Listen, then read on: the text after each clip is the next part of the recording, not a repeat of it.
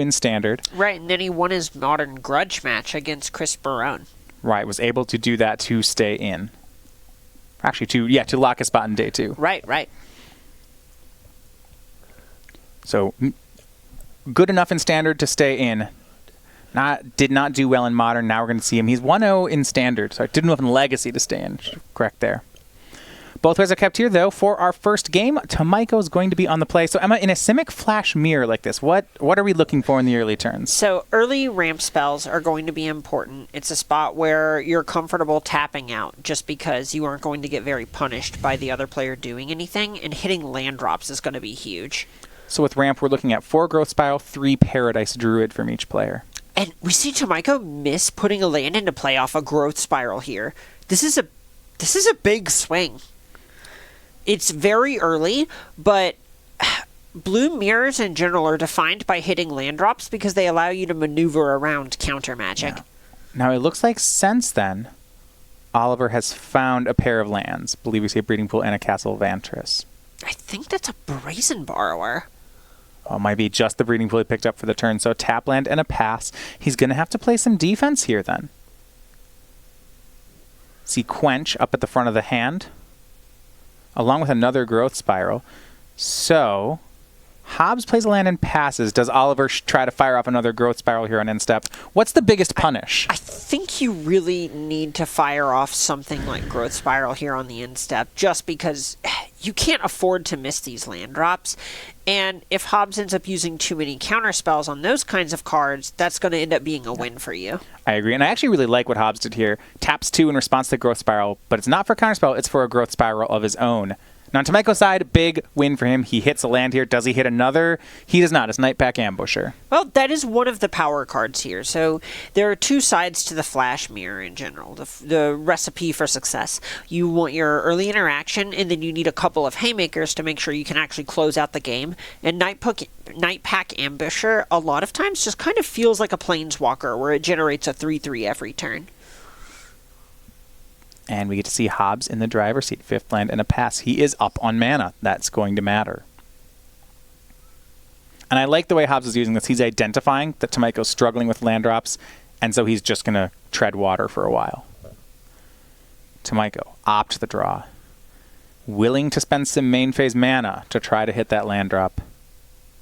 And the idea here is if you hit the land drop, this card isn't exactly a free spell, but it's not far off. Yeah, it's mana neutral, and you really want the land drop. Exactly. Just developing those resources are going to be so big, and we can see that Tomajko's hand's a little clunky here. And that was an interesting choice. Tomajko had to decide whether or not Temple of Mystery was good enough to keep on top. Decides it was. The Scry of Temple keeps on top. I just have to assume everything that's on top is a land here. Yeah, that's what I would be assuming. I see some 4s in his hand. We see there's a Nissa as well as a Quench. So having 4 mana spell plus this 2 mana piece of interaction is going to be big if he can get that 6th mana source. First big check here. Tomajko says go. Hobbs had 5 mana on end step. I was wondering whether he would try for some kind of threat. So there isn't anything super punishing that Tomajko can do here. If it's something like a Brineborn Cutthroat, that's going to give Hobbs a window to resolve something like Nissa. So Tomajko can't actually do anything like that. Instead, yeah, Hobbs just goes for Castle Vantris. That's what he uses the advantage of.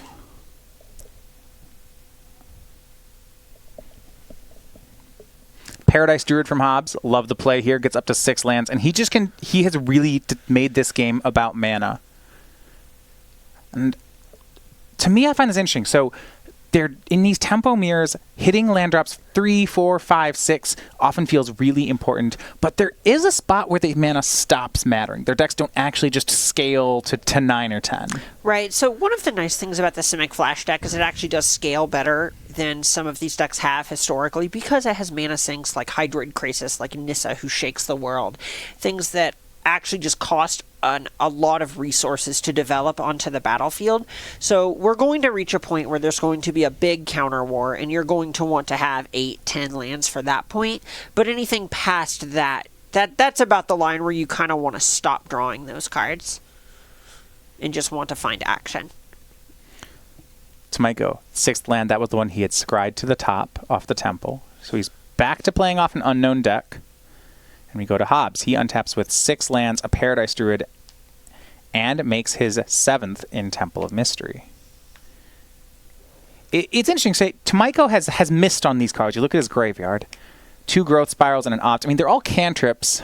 None of them really did anything. He never ramped up either Growth Spiral. But in terms of raw card advantage, this game is still at parity. Right. It is quite close, right? We've reached the point where even though Hobbs has a mana advantage, until someone tries to blink, which is to say develop a threat, that's not actually going to matter very much. Yeah, mana for mana's sake isn't really what this is about. Exactly. And he says go is Tomajko's going to make a move on end step. It's just Brazen Borrower cast as a 3/1. This is just Hobbs trying to do anything to force action from Hobbs. All right, will Hobbs respond to this? He might be able to take hits for a while. Yeah, 20 life is a lot to play with. But I really like this move from Tomajko. He's recognizing that oftentimes in Tempomir, the first player to start missing lands has to commit the game action. And Tomajko's noticing that, but he's not. So he makes a 3/1 and leaves it at that for the time being. Right. At some point, you actually just need to try and end the game. And if you're starting to miss land drops with all these 4 and 5 drop spells in your hand, it's less likely that you're going to come out ahead on any of these resolve my spells exchanges. Here's an interesting one from Tomajko. He missed his land drop that turn, but drew Paradise Druid. On 6 mana, the question in my mind was going to be, is he going to cast it anyway? Right. And I think the answer is no. He's just not willing to let his mana go. He says go on end step. Hobbs sends Brazen Borrower to do some petty theft, bouncing Oliver's Borrower. In a lot of ways, this is sort of just a 2 mana to make Oliver spend 3 mana. And John putting his mana advantage to work again. And so far that has materialized in the sense that he gets to Castle Vantress. Right, and this one's a little odd because it gives Tomajko the chance to bounce Paradise Druid with his own Brazen Borrower, but it's also possible that gives Hobbs a window to resolve a Nissa.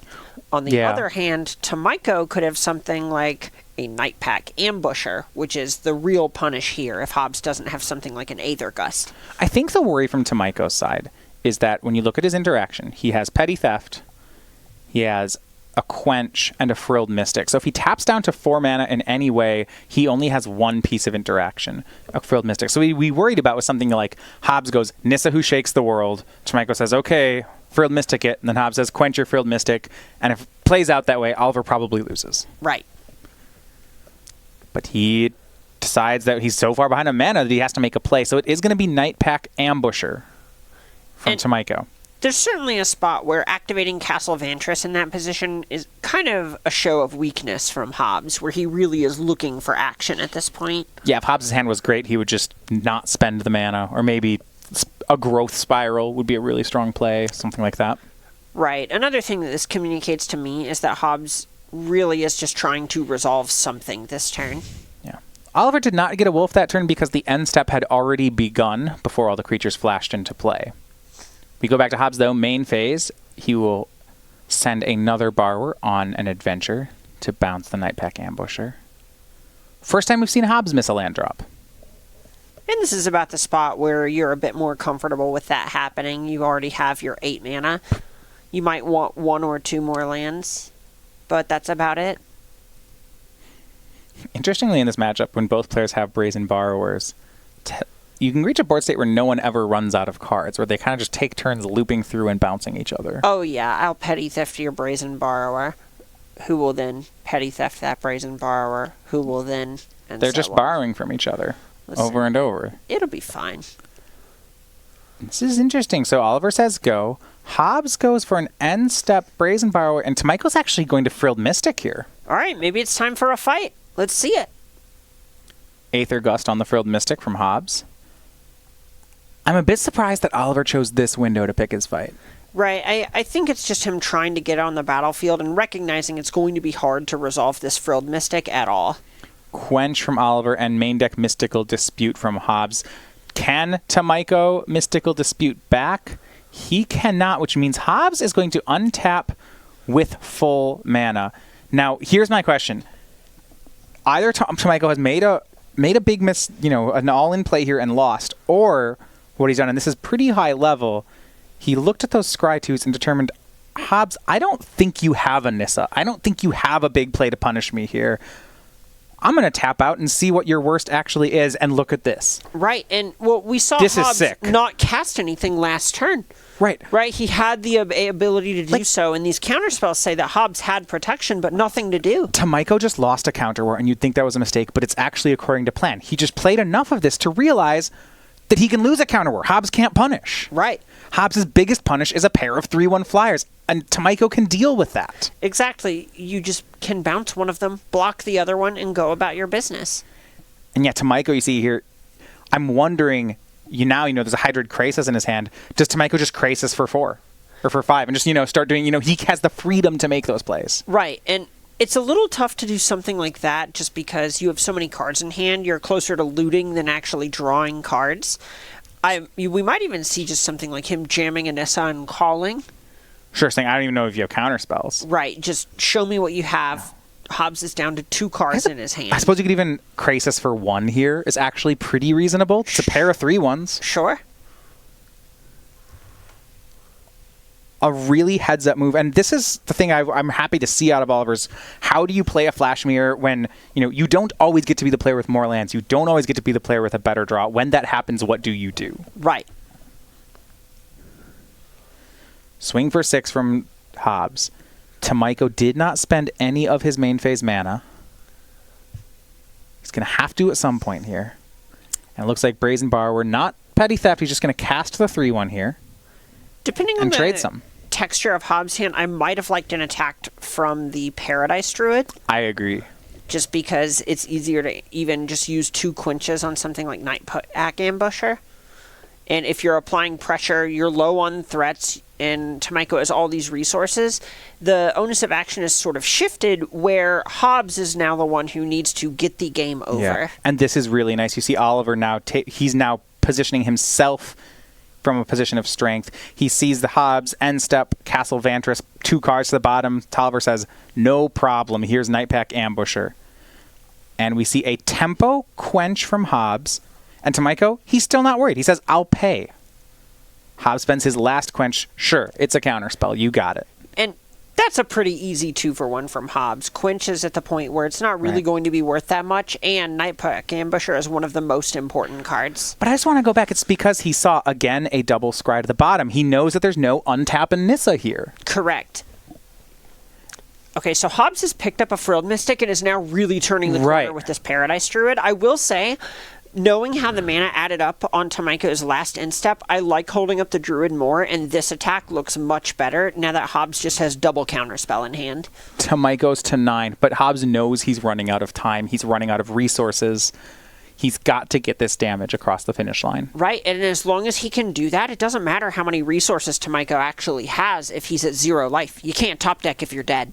Right. Eventually, though, that's the thing, right? We're going to reach the point where once Hobbs runs out of cards, then things will just happen. Like Oliver casts Nissa, it resolves. Oliver casts Krasis, big Hydroid Krasis, it resolves. And you see the call already here. It's Nissa who shakes the world just into mana. Hobbs says, here's Frilled Mystic. Is that enough? Paradise Druid from Tomajko. And Mystical Dispute. Is that lethal? It's not. It's one short. This deck is not exactly good at catching up. Oliver's down to 1. And it's a land. Maybe. Oliver's at 1, but he has Hydroid Krasis. Can he stay alive? Krasis can block one of these. He's got to find a way. Hobbs is basically out of cards. Okay, so if you hit an untapped land here, you can Brazen Borrower 1 creature. You gain 2 life off the Krasis, and you barely survive if you take the Paradise Druid. And that's what he's hoping to do. Here's Hydroid Krasis, Oliver to 3. He needs an untapped land, and he finds it. He finds a land and an Aether Gust. It's a pretty good setup. Aether Gust is a really good one. Hobbs, at this point, really needs to find a Brazen Borrower or an Aether Gust of his own. Now, Hobbs does have a Castle Vantress to find something. Scry 2. Does he find something he needs? He kept 1 on top. Tomajko does not want to see that. And though Tomajko has an Aether Gust, he can't afford to spend that on whatever card Hobbs just put on top. Right, and we might see a game 1 upset here. Hold on. This is so. Tomajko's thinking about gusting here because it would put the card on top of the deck and Hobbs wouldn't draw the card he just scried to the top. Hobbs can put whatever card he either gusts on the bottom. Right. Tomajko's going to make the plays, hoping that Hobbs might screw it up. Okay, let's see. This is on the Mystic. way Tomajko doesn't die. This is Card all on the he bottom. can try to do. Yeah, what's the card? It is Hydroid Krasis. Okay, it's not actually a game winner. Wow, okay. So we see for... Is it for 8? It is. He uses the Paradise Druid, so Hobbs draws 4. He's going to get back in it. But Tomajko got another turn. Mission accomplished. Okay. This puts Tomajko in a spot where he's going to have to petty theft this Krasis. Krasis I think you're right. Is what we call a flam player. This is so back and forth. Tomajko hanging on here. You see, hand now. Brazen Borrower, Opt, Frilled Mystic, Hydroid Krasis of his own. God, we have one more. Sinister Sabotage. So starts out, Petty Theft on the large flyer. Bouncing a Hydroid Krasis cannot feel good.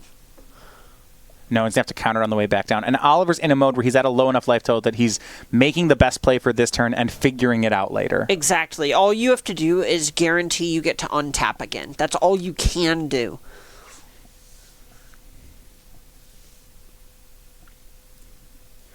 Back to Hobbs. He drew 4 cards last turn off a Hydroid Krasis. He says go. Now we see an Opt from Tomajko, card to the bottom. Hobbs just has more lands, more cards at this point, and these Castle Vantresses. He's got to feel good about the long game here. Well, he has more everything, but you see, even with all that mana and the Krasis, Hobbs said go. I mean, and this feels like he's going to try to overload Oliver's mana here with a big end step play and then more plays on the main. So we see Paradise Druid from Tomajko. 7 more mana. He says go. He has Frilled Mystic and Sinister Sabotage. He has the quad blue.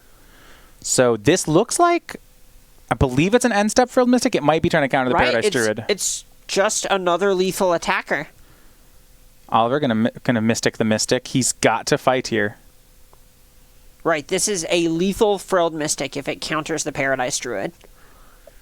Hobbs is gonna fight back. Oliver has 1 more counter spell. He can't win a counter war with 2.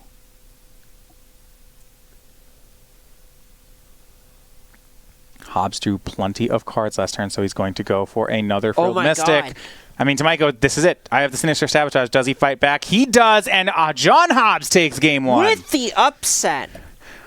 Unbelievable from Hobbs there. It feels like there were so many precise decisions that led to exactly this result and him being able to deal exact lethal on that final turn.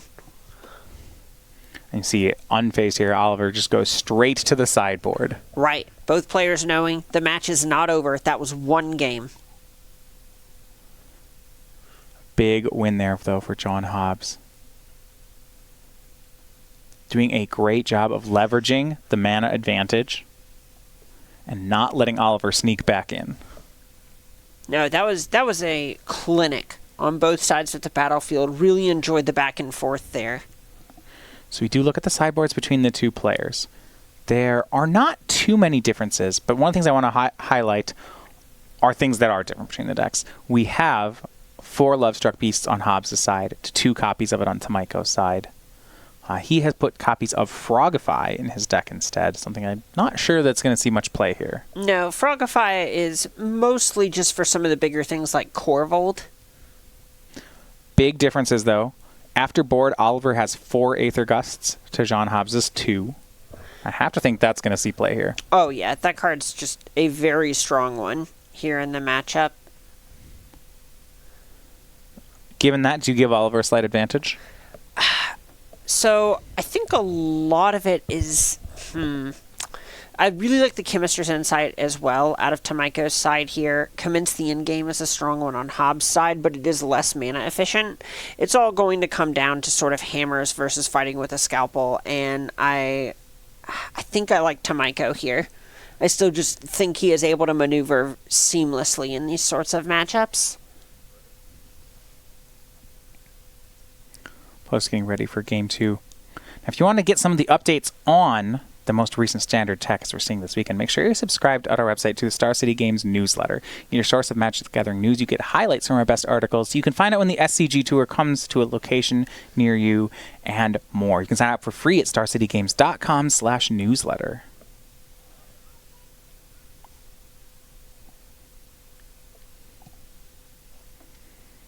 Would be a big win for John Hobbs here if he can get the Flash Mirror over to Tomajko.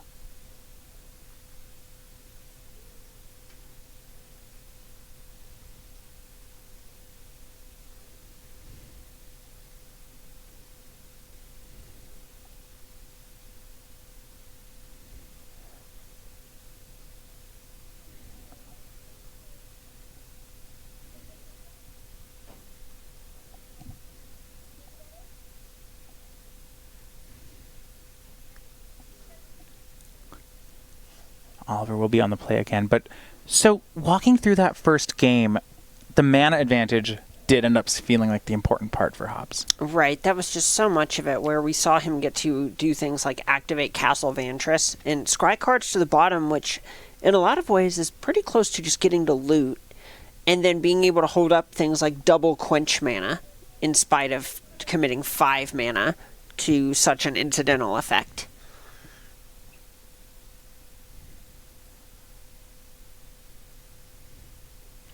Game 2, Tomajko keeping 7 on the play.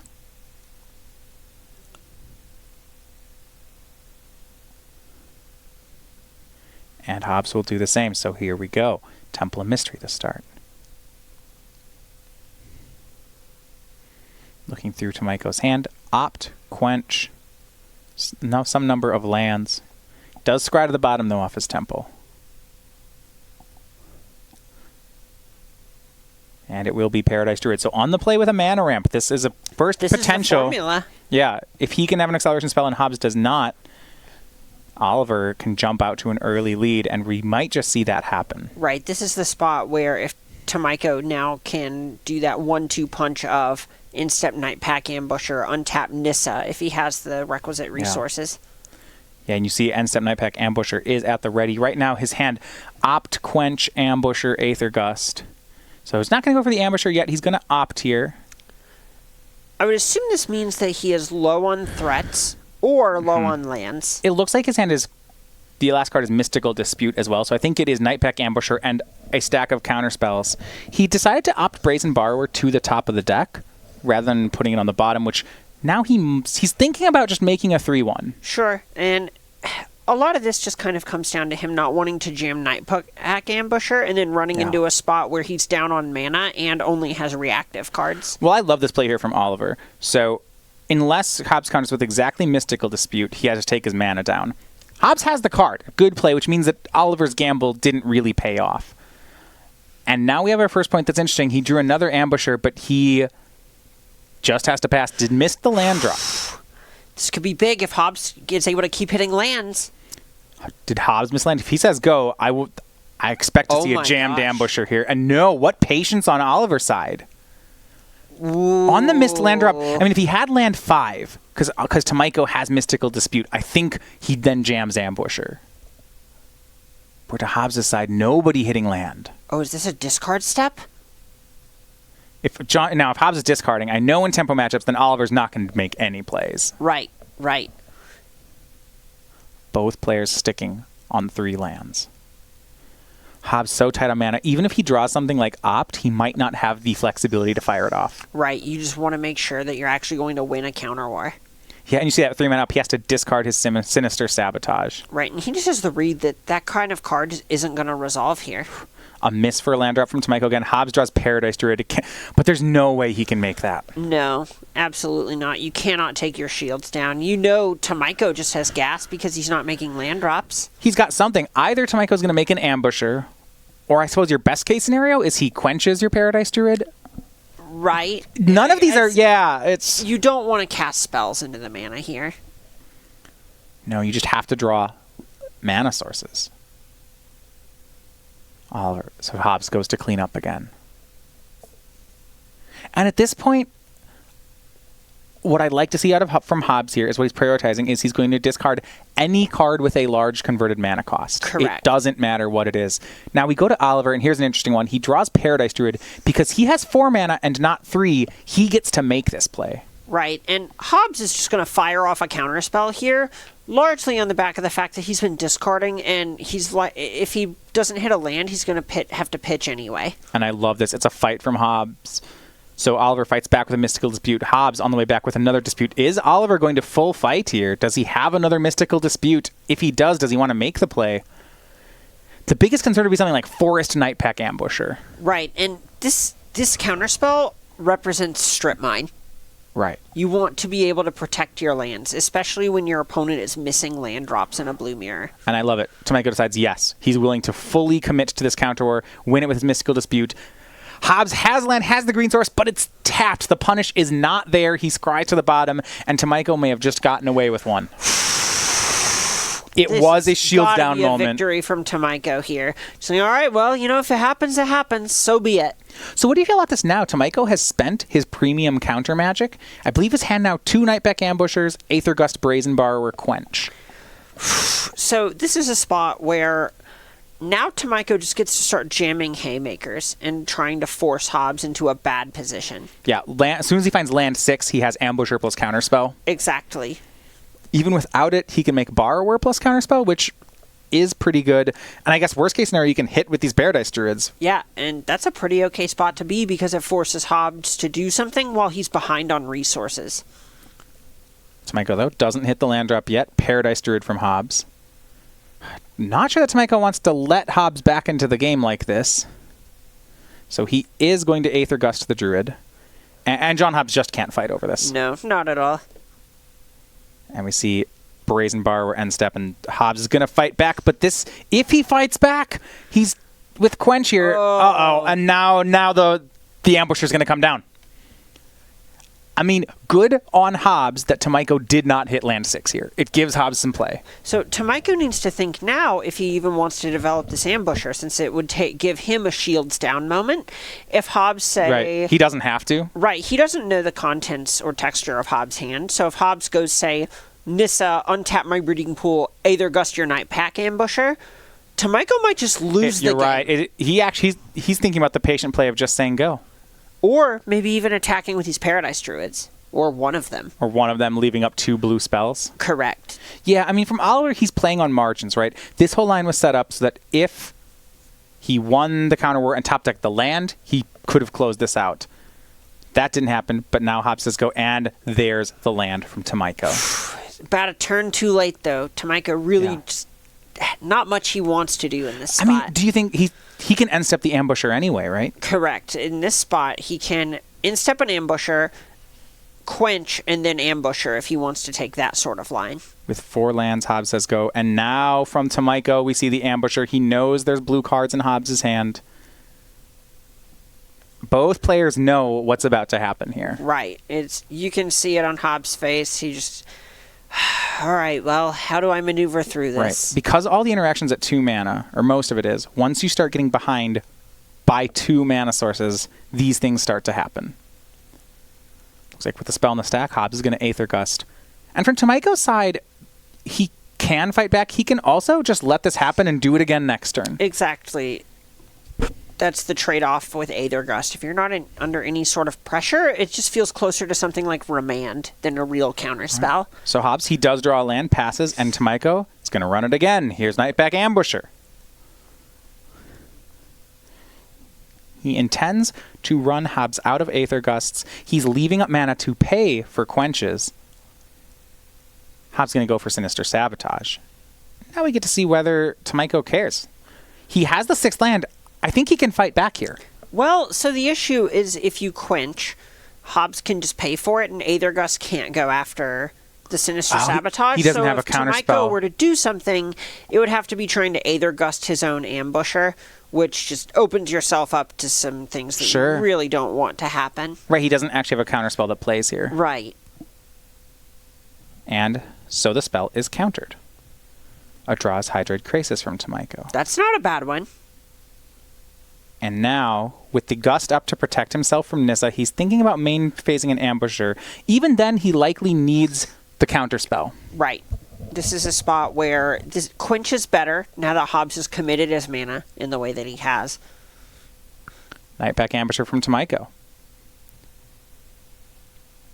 And Disdainful Stroke, Whoa. but Quench back from Tomajko. So he gets the Ambusher. He will get the Wolf on end step, but the shields are down. Hobbs has bought himself that, and he has Nightpack Ambusher of his own, but that is not as good.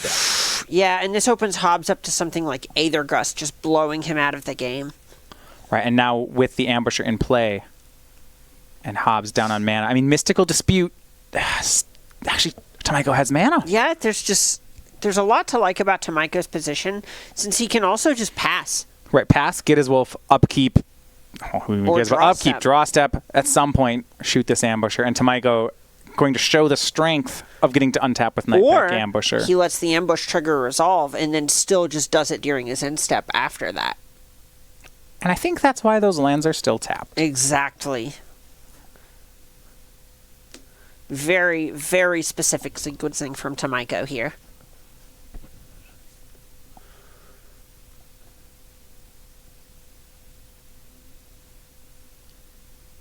And even with 2 Aether Gusts, Tomajko says go. Lets Hobbs draw during draw phase. Gusts the Ambusher.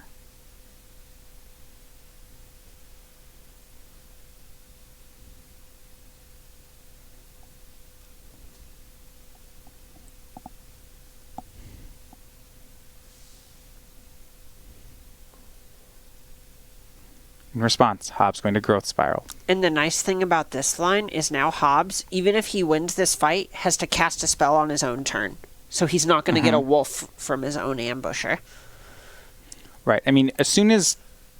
At some point here, Tomajko's Ambusher, once it makes, 2 wolves, the game becomes pretty lost. Exactly. That's the point when Tomajko could even... He's just going to be far enough ahead on resources that this blue-green deck... on Hobbs' side, it's going to struggle to come back. Paradise Druid the play from Hobbs. And now Tomajko showing some advantage. Growth Spirals here. And now we've reached the phase where Hobbs has basically said, that Aether Gust resolved, therefore I don't have a counterspell, so all I can do is try to develop and work towards something like a Hydroid Crisis. And Tomajko's gonna punish here. We see Nissa Who Shakes the World, drawn by Oliver. He certainly can cast it. And I think he will. Oh, absolutely. You just want to have as much on the battlefield as possible, especially when you're ahead. Untaps the Breeding Pool. Now 3 mana up. So many attackers for Tomajko. This is a swing for 10. Nothing Hobbs can do about it. He is down to 10. He gets 1 more turn. But the Ambusher's there. The Nissa's there. Too many things have resolved. And Hobbs just has to pass. And for Oliver, floats 2, makes another 3/3. Doesn't even need the mana. Swings in for 13. Hobbs needs a trick to stay alive. And so Tomajko says, I'll throw in the Paradise Druids too. This should be lethal. Oh, yeah. Even blocking the wolves, even if Hobbs had another blocker, it's still just lethal. And we are going to game 3. Tomajko evens it up. And this is, I'm going to say, this is what we expected from Tomajko. But this has been more than I think I expected from Hobbs. He is keeping pace here, both games. I think Hobbs played that game quite well. He shifted gears when he needed to shift gears. He obviously got punished by Nissa, but what we saw from him there was recognizing that he was past the point of the game where he can afford to bluff and hold up mana. He needed to just commit when in the spots that... After 2 games, we've seen Hobbs play from ahead and play from behind, and he's done both very well. Going into the 3rd game, Hobbs is going to get to be on the play, and I don't think it's as big of a surprise anymore if he walks away with this one. Right, I'm feeling exactly the same way there. It felt like that Tomajko things kind of broke his way a bit when he found a Paradise Druid to come out ahead on mana, and that's what you'll see, the person ahead on mana getting to win these blue mirrors. Right. But now that Hobbs is going to get to be on the play, it really would just not be shocking based on his proficiency with these flash decks, and the onus of being on the play is just going to do a lot for him here. The worry is that when you're ahead on mana, those are the games you're supposed to win, or you're favored.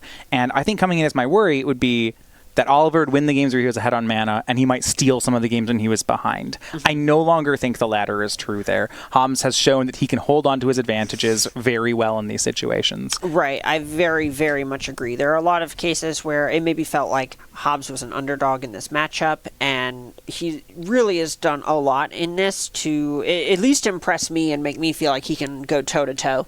Absolutely. And he gets to be on the play here, which means more often than not, he'll have the mana advantage. Exactly. There's a lot to like. Right. He definitely knows how to play his cards well enough to reduce the odds that Tomajko can win on the back of some sort of mistake. If you are wanting to see recaps of the Players' Championship, we're here on day 2.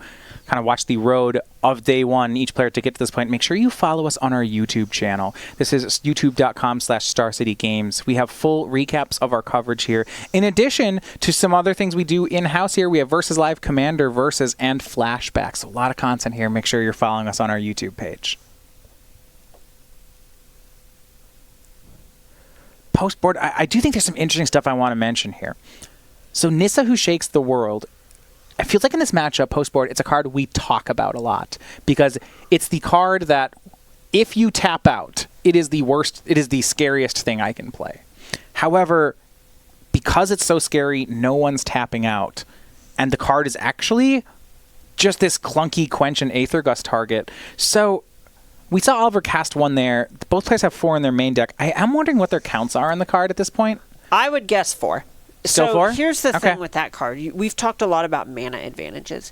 How about something that doubles the mana on all of your forests? I agree. If it lands, I think it is the single best card you can resolve here. No questions asked. It's just that the upside on that card is so good. And if you end up in a spot where both players draw, say, Haymakers instead of counter spells, or if you just sneak ahead in some sort of mana advantage, the fact that the card just slams the door shut by itself makes it worth it. I mean, it almost reminds me when you looked at a Twin Mirror, where the card Splinter Twin, when it resolved, was one of, it was the game-winning card, but because of how the context played post-board, you actually just started boarding them out. So it is the best card, but it just never resolves. So the secret thing you do is you actually just, you make them play with the fear of it, and then you don't actually play the card. Yeah, the big thing here is that so frequently you'll end up in top deck wars where you're activating Castle Vantress because you've kind of just traded all of your counter spells for each other. You're Vantressing, trying to find something that will just win by itself, and you don't want to put a bunch of Hydroid Crazies in your deck because that's one that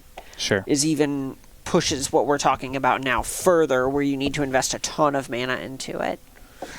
Looks like Tomajko has gone down to 6 this game. His second hand, very land heavy. That said, I suspect that's what you want to keep actually when you're on 6. Yes. Looks like he has mostly lands and a growth spiral. What I like is you can see how a player like Oliver can actually hide the fact that he's land flooded by simply representing counter spells, and eventually he'll act, it starts out as a bluff, and it's a bluff that over time becomes true. Right. There's always that old adage where in some control mirrors you'll see people just literally snap keep 7 lands. Yeah. Because they go, all right, well, yeah, we're just going to stare at each other, make land drops, and have no idea what the other one's doing. So if you confidently keep 7 or 6... Sometimes they miss the land drop first. Right. And they also are just going to think, no, they have it. They didn't know that if they had just jammed all their cards on curve, they would have run you out of the room, but no one does that. Exactly. That's something that's going to expose you to someone with cards in hand, and because of the hidden information aspect of the game, that's not how you can realistically hope to win a game of Magic. And we are seeing it play out that way. 4 turns have elapsed here. Both players have made 4 land drops, nothing more. Oliver was on a mulligan, but he was on the draw, which means that on card quantity, players are even. Oliver, a slight tempo disadvantage, but if the game just is land go for a while, that tempo disadvantage gets less and less. Exactly. There's not that big of a difference between having, say, 7 mana and 6 mana. Then it's just going to come more down to the specifics of the cards in your hand. They actually start to like Oliver's land flood, starting to look pretty good. We see lands 5 and 6 already in his hand. He has a growth spiral. this should be fine. Spiral here from Tomajko. Looks like that was a main phase spiral, leaving up 3. And Hobbs not going to try to capitalize on mana. He'll just make land drops of his own. And with that spiral, Tomajko has stolen the play, something that doesn't matter too much at this point, but he now gets to be up a land sometimes. Right, and the fact that they're at parity, that what that actually means is there's someone who's always up a card or catching up a card. And if you basically are at the spot where you are up a resource, that's going to be good for you, just because you get to actually play from ahead. Land 6 from Hobbs, he says go. Now Tomajko does not have land 7 in his hand, and we're on Hobbs' end step. Oftentimes, because he doesn't have the extra land, this is where you'll see a player start to make moves. And Tomajko does with Brazen Borrower. Right, and this is him just trying to do something that will force Hobbs to commit anything. Right, if you're the first, once you recognize that you're about to miss the land drop, then you make a play. Exactly. Swings for 3, and Oliver does not have the land drop. But now he does have the pressure. Draw there was a second Nightpack Ambusher. Given that we might see him fire off one of those on the end step if Hobbs passes again. I think it's pretty likely. With the number of haymakers in Tomajko's hand, it's fairly probable that he's just trying to actually exchange and whittle down the number of answers that Hobbs has available. There's also a point where, when Hobbs is the one with the lower life total, just doing things that exacerbate that issue for Hobbs is more likely to create a situation where Hobbs has to do something off balance. And we see commence the end game end step from Hobbs. That is not uncounterable. He draws 2 cards and then is going to amass 7. So quickly, Tomajko's going to braid. Gonna get none of that. That's petty theft. Interestingly, he didn't Nightpack Ambusher there. No, and this is just trying to represent that he can do something about a Nissa. He knows Hobbs has 3 fresh cards at this point. Right. You don't want to just be dead in the water to that. One thing I'd like to see Hobbs do, and we saw Tomajko do this game 1, is based on the plays you've seen so far, I think there's some suggestions that Tomajko might not have very many reactive cards, and I wouldn't mind to see Hobbs just start to jam cards here. Right. And I like how he's turned the corner.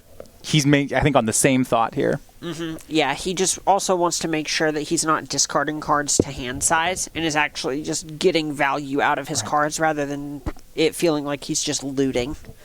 Says go, 4 mana up. Is Oliver deciding if he wants to throw an ambusher into some counter spells? And this is a spot where I'm inclined to think no. Yeah, and he is as well. Draws Growth Spiral for the turn. But it's hard. He is behind at this point on mana and on cards. Right. This is something where a 3 life difference is not really going to help you. You may think that you just want to jam something like Hydroid Crisis to try and get up on cards. And Tomajko decides the best course of action is just to wait for things to get better.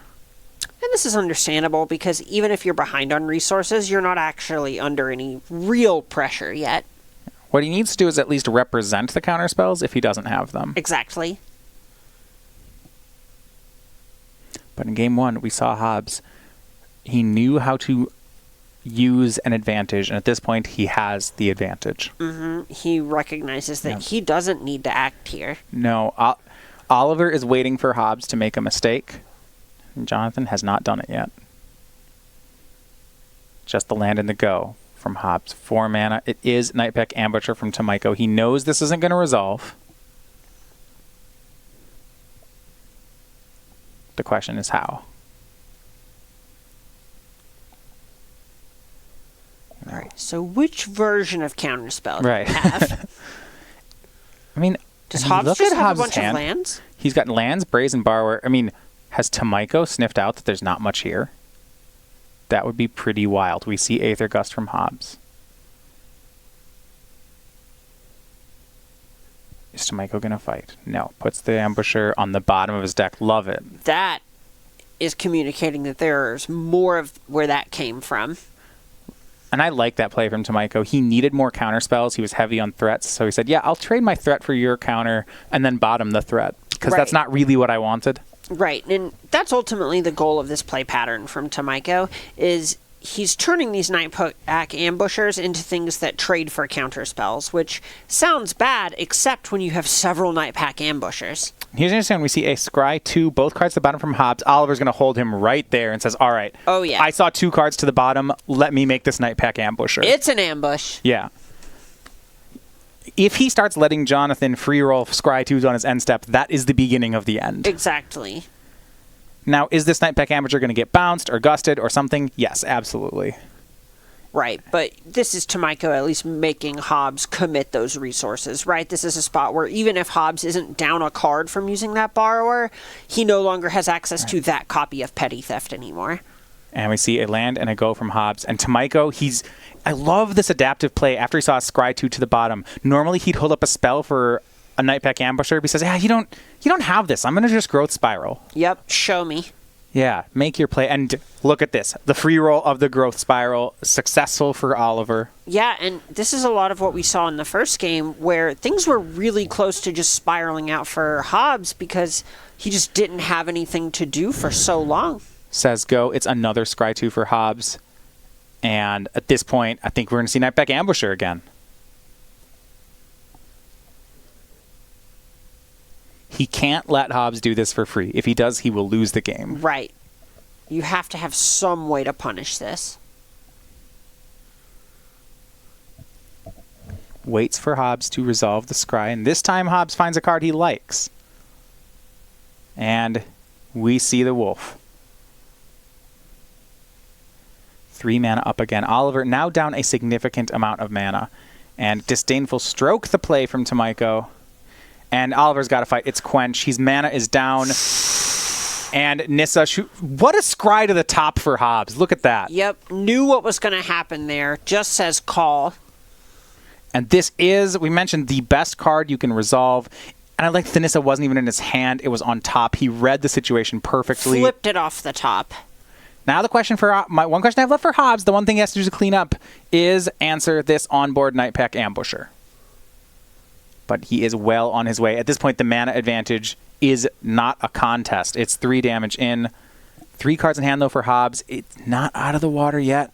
Right, and this feels pretty close to a free spell, right? He had 9 mana before, and he went down to 7 mana. Yeah, 3 forests, so he costs 2. Right. Another land here.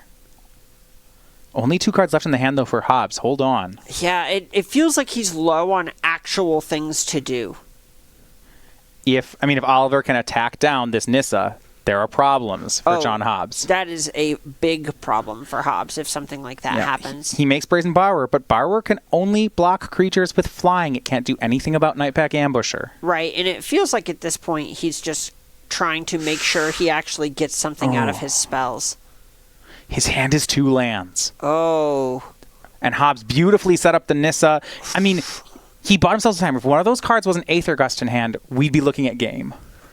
But as it is, he's got no follow-up, and Oliver still has cards. This might not be enough. It, right? Yeah, no, Nissa's very powerful, but she can't literally win the game by herself. No, I mean, if Oliver just main phases an Aether Gust and it works, something like that, there are problems here for John Hobbs. Right. Good news, with this Nissa in play and this Castle Vantress, he can find more action. He's Scry 2, That's what Scry he has 2. to do. There is no other way for him to stay in this game. From Tomajko. The Nightpack Ambusher will make a token if Tomajko doesn't cast a spell. He's pretty incentivized to do that. And it looks like it may have actually been a misstep on what land Hobbs untapped here. If he had had an additional blue source, he could activate Vantress and cast Brazen Borrower. But as it is, he's a blue short of doing both of those and will have an extra mana left over at the end. So tell me about this, Hobbs. Tomajko says go. He actually didn't attack the Nissa. No, and this is him having the read that Hobbs doesn't have much going on, right? And then planning to let this Castle Vantress Scry happen, and then Aether Gust Nissa. Okay. Scry 2 happens. But Nissa will just get cast again, right?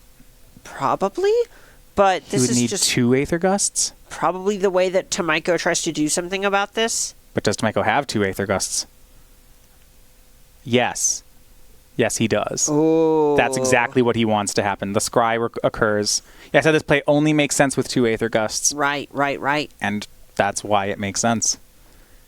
So, Hobbs resolves the scry. Now, Tomajko gusts the Planeswalker. And Hobbs has got to know there's a second one. Yeah. Right? There's no way. You can kind of see the writing on the wall at this point, too. There's a chance that he's thinking, if he knows there's another Aether Gust, how do I beat that? What is my best possible draw? And if it's not Nissa, what am I hoping to find? This has been a great played match on both sides. Hobbs managing to stick a Nissa in the mirror. But now it's on top. What was it enough? Gonna draw it. And at this point, he's jamming. He has 2 lands in Nissa. There's not too much else to do. And yeah, it's at the front of Oliver's hand. This has all been according to plan for him. Mm-hmm. Both players can see it coming.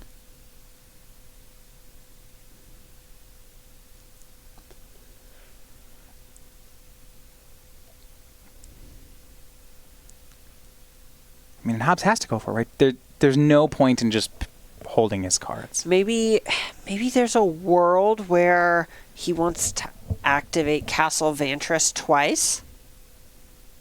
Okay. To just find an answer to the Aether Gust if he to thinks find a that's crisis. his avenue. Right. That right, because he can make all this tempo play irrelevant because he has all this mana. If he just finds a giant Hydroid Crisis, who cares? Right. I actually like that from Hobbs. It's a good swing play to just say, hey, I know you got me beat. I need a new plan. Exactly. He knows that this Nissa isn't going to happen. No. Back to Tomajko we go. End step was Brazen Borrower. Now 10 power in play. Hobbs is at 17. Tomajko's going to try to close this very quickly. Paradise Druid, Aether Gust, and Hydroid Crisis are the 3 cards in hand for Tomajko. It's a grip. Yeah, it's hard to beat. Tomajko has to hold up that Aether Gust.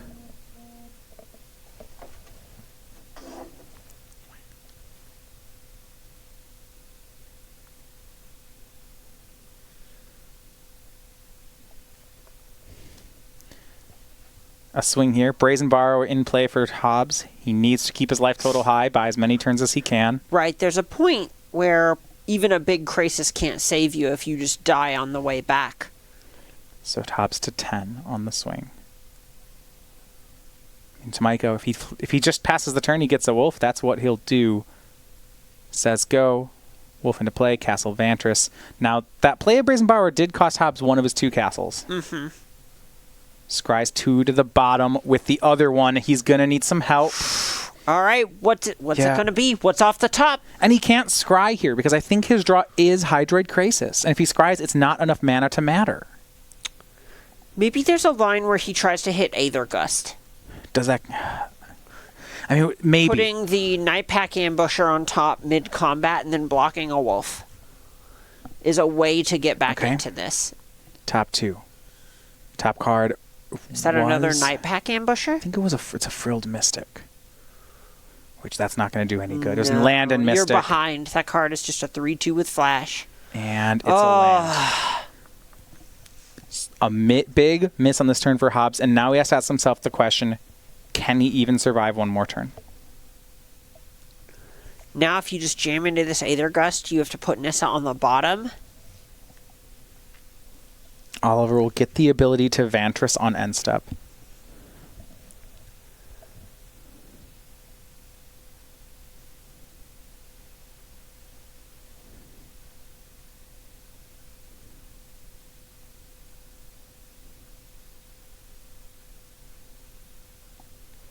And that's what he'll do. He finds Brazen Borrower. Doesn't want that one, takes the other. Brazen Borrower is a great one here. Yeah. Back to Tomajko we go. I mean, Brazen Borrower is non-land permanent, so it can't immediately win here, but here's a swing. Hobbs trades goes to 3. It looks like, though, John Hobbs will get one more turn. Okay.